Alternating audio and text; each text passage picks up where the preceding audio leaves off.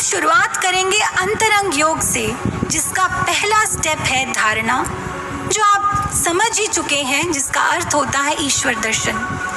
इसका दूसरा स्टेप है ध्यान। ध्यान के विषय में दिव्य गुरु श्री आशुतोष महाराज जी एक समीकरण देते हैं, ध्यान इज इक्वल टू ध्याता प्लस ध्येय।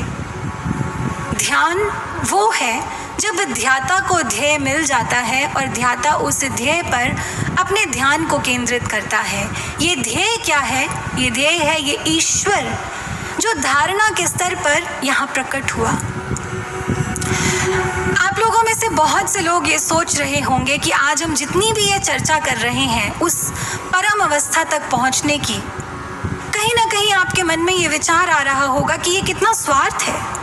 सिर्फ अपनी उस परम अवस्था की बात कर रहे हैं कि मैं उस परम अवस्था तक पहुंच जाऊं। नहीं सज्जनों, यहाँ मैं आपको करेक्ट करना चाहूँगी। ये जो ध्यान की पद्धति है, ये जीवन में अमूलचूल परिवर्तन लेकर आती है।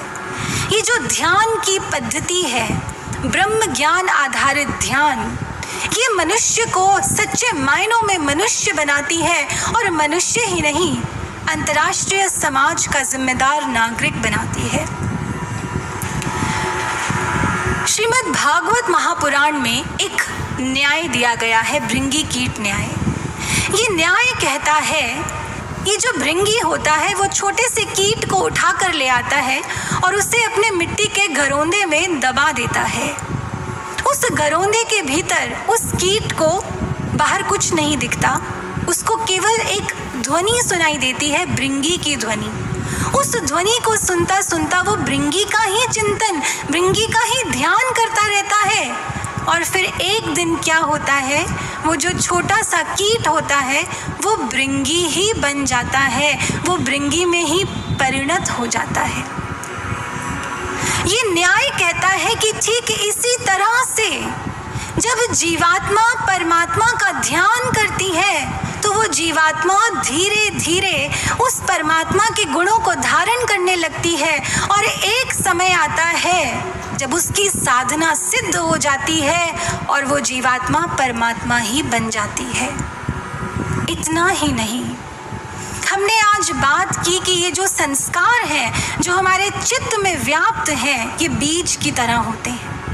भगवत गीता ये कहती है कि ये जो ध्यान की प्रक्रिया है, ब्रह्म ज्ञान आधारित ध्यान की प्रक्रिया, इसमें जब धारणा के स्तर पर ईश्वर की ये ज्योति प्रकट हो जाती है तो इस अग्नि में ये बीज रूपी संस्कार भी जलकर नष्ट हो जाते हैं, भस्म हो जाते हैं। ज्ञान अग्नि सर्व कर्माणि भस्म सात कुरुते तथा। इतना बड़ा ट्रांसफॉर्मेशन, टोटल ट्रांसफॉर्मेशन एक मनुष्य के जीवन में आता है जब वो ध्यान की सच्ची पद्धति का अभ्यास करता है। दिव्य ज्योति जागृति संस्थान में इसके लाखों ही उदाहरण हैं, सक्सेस स्टोरीज हैं, लेकिन समय मुझे इजाज़त नहीं देता कि मैं वो सब आपके समक्ष रख पाऊँ। हालांकि आप हमारी वेबसाइट विज़िट करके या सोशल मीडिया प्लेटफॉर्म्स पर हमें विज़िट करके उनके बारे में जान सकते हैं, लेकिन दो बिंदु मैं आपके समक्ष ज़रूर रखना चाहूँगी। पहला, 1995 में भारत की तिहाड़ जेल में दिव्य ज्योति जागृति संस्थान के द्वारा एक प्रोजेक्ट शुरू किया गया था, अंतर क्रांति के नाम से। आज ये प्रोजेक्ट भारत की 40 जेलों में चल रहा है। इस प्रोजेक्ट के तहत कैदी भाई बहनों को यही ब्रह्म ज्ञान प्रदान किया जाता है और जब वो इस ध्यान की प्रक्रिया से जुड़ जाते हैं, इसका अभ्यास करते हैं, तो उनकी जो वृत्तियां हैं, उनकी चित्त वृत्तियां, उनमें ही परिवर्तन आने लगता है। आज ऐसे हजारों सुधर कर बने सुधारक हैं जिनकी केस स्टडीज संस्थान द्वारा पब्लिश्ड एक किताब में दर्ज है। इस किताब का नाम है सुधर कर बने सुधारक, रिफॉर्म टर्न रिफॉर्मर्स। आप इसे ज़रूर पढ़िएगा, इट्स अमेजिंग। दूसरा बिंदु जो मैं यहाँ लेना चाहती हूँ वो है संस्थान द्वारा चलाया जा रहा नशा मुक्ति अभियान, जिसका नाम है बूथ। आप सभी जानते हैं कि नशा मुक्ति के बहुत से मेथड्स हमारे समाज में एग्जिस्ट करते हैं, लेकिन फिर भी एक प्रॉब्लम है कि नशा बार बार रिलैप्स होता है।